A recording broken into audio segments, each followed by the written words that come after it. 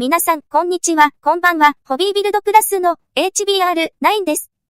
今回は、1966年にマルサンが発売した、ウルトラマンに登場した人気怪獣レッドキングのスタンダードソフビと、それに関連する紹介です。ウルトラマンは、1966年1月2日から放送された、ウルトラ Q の大ヒットで、急遽7月からの放送にカラー番組として制作された、特撮番組です。怪獣を倒す巨大な宇宙人のヒーローを登場させるという全く新しい内容だったこともあって、当時は大ヒットのウルトラ Q シリーズの中のウルトラマンとして放送されたために、オープニングタイトルはカラーのウルトラ Q の文字の回転から始まり、ウルトラマンのタイトルが出てくる形として今も残されています。ですが、そんな進化は全く関係ないほどにウルトラ Q を超える大ヒットになり、日本中にさらに大きな怪獣ブームを巻き起こした日本代表する SF 特撮番組で誰もが知るヒーローであり番組です。レッドキング、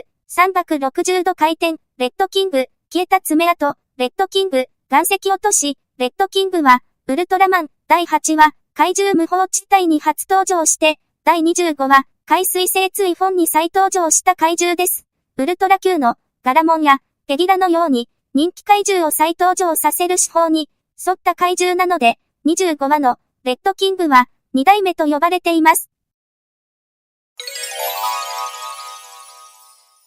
レッドキングは身長45メートルで体重2万トン、太平洋のタタラ島に出現した怪獣です。特に火や光線を吐くことはせず、ウルトラマンは苦戦したことはないのですが、強い怪獣に分類されがちな変わった愛され方をする怪獣で圧倒的なデザインを誇り、存在感は絶大です。ウルトラマン以後のシリーズにも何度も登場する大怪獣で多くのおもちゃやグッズにもなるウルトラ怪獣には欠かせない人気怪獣です。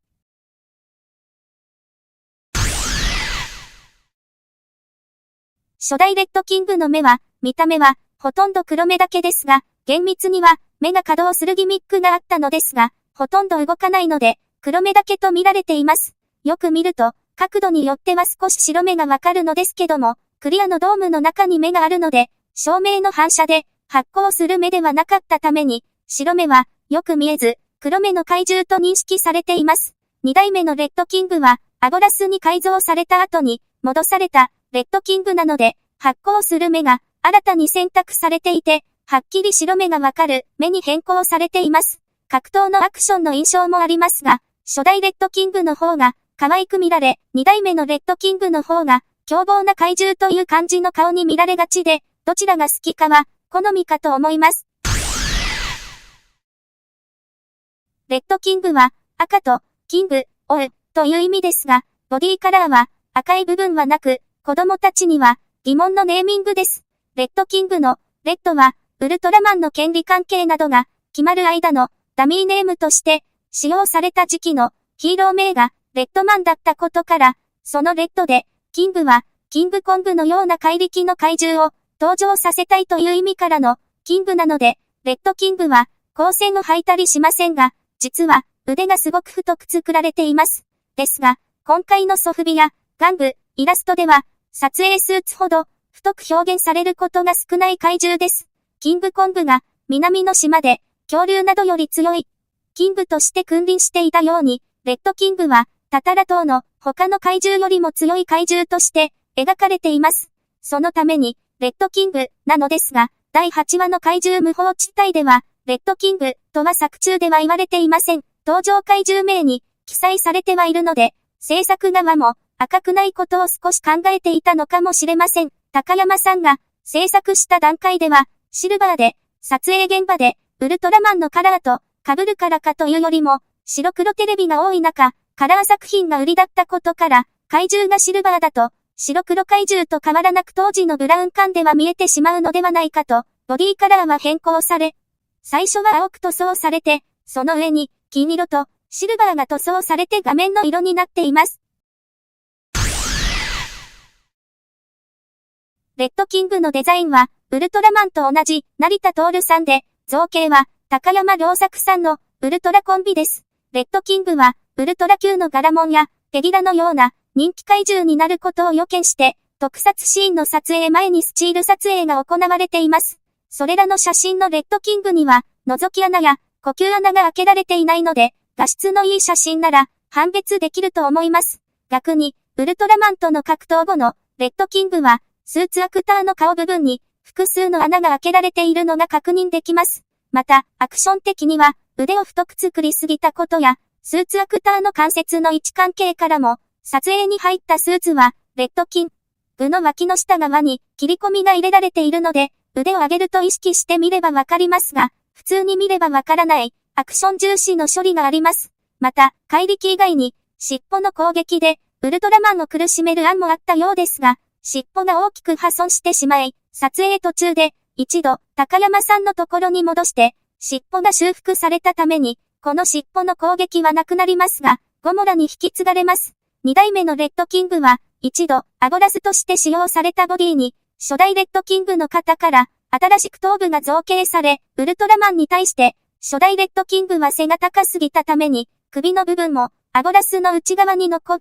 ていた部分から、整えていますが、初代レッドキングよりも、首を短くすることで、スーツの身長を低くしています。スーツアクターは、初代レッドキングは、新垣照夫さん、二代目は、鈴木邦夫さんが演じています。スーツアクターは、背中のチャックが見えないように、甲羅のように覆われた、背中のパーツを右側からドアのように、開くようになっている部分から入っていたので、右にはパーツの隙間があり、左側には隙間はありません。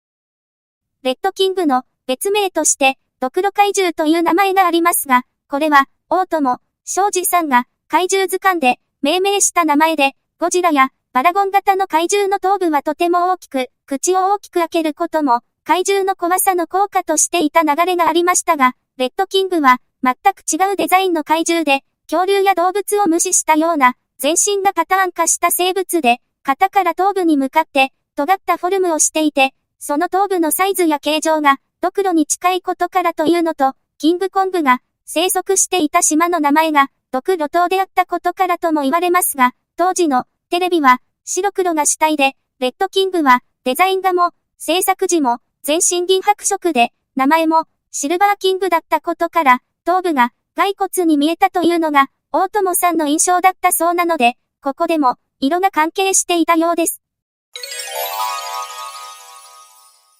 ウルトラマンは、1週間に1本のカラー放送の特撮番組という制作開始時には、例のない番組制作に挑むために、フィルム撮影で合成や一部は35ミリで撮影することから、ストック話数を確保しておく必要がありました。放送開始前の6月に撮影された、レッドキングも、7月放送から逆算したスケジュールの中で、余裕はなく、納品時に足の爪が装着されてない状態で、撮影スタジオでつけることにして、急いで納品されますが、そのまま足の爪がない怪獣として撮影されてしまいます。この円谷はじめ監督の2本、ウルトラ作戦第1号と、怪獣無法地帯は、ウルトラマンの成功の鍵になる重要な作品で、そのメイン怪獣、レッドキングのスーツは6月1日に完成し、第1話のベムラーは6月5日なので、レッドキングの4日後にできていることからも、7月放送へのタイムリミットは厳しく、第1話の前に、ウルトラマン前夜祭を放送して、第1話を1週遅らせて調整しました。そんな時間との戦いの中で、レッドキングの足の爪の後は、丸3型のソフビのレッドキングでは、爪が造形されていて、消えた跡が消えていますけども、後々のソフビなどには、足の爪がつくはずだった跡が、跡として造形され販売されています。同じような例に、ウルトラセブンのキングジョーも、膝に突起パーツが本来あり、撮影所でつける予定が、なしのまま、撮影され、そのままおもちゃなどでは、膝に突起のないロボットとして知られています。レッドキングは、光線も、火を吐いたりもしませんが、怪力というのが、唯一メインの武器でした。その表現に、使われたのが大きな岩を持ち上げるという描写でしたが、ウルトラマンのスペシウム光線で、足の上に落としてしまうという、子供たちに慕われる、お茶目な一面を見せます。本来は、岩石落としは、プロレスのバックドロップの和製用語ですが、本当の岩石落としをソフビで再現したのでご覧ください。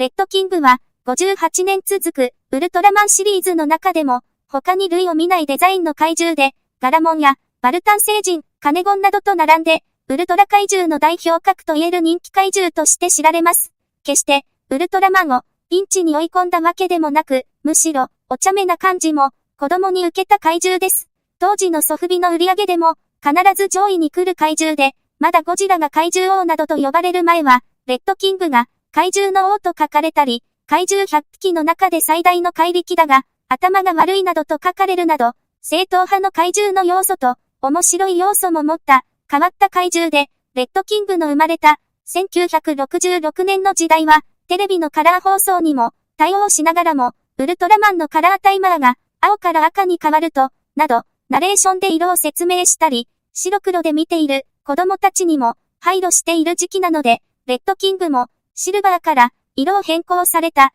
狭間だから生まれた人気怪獣でした。そんなウルトラマンの人気怪獣、ソフトビニール人形、レッドキングの動画でした。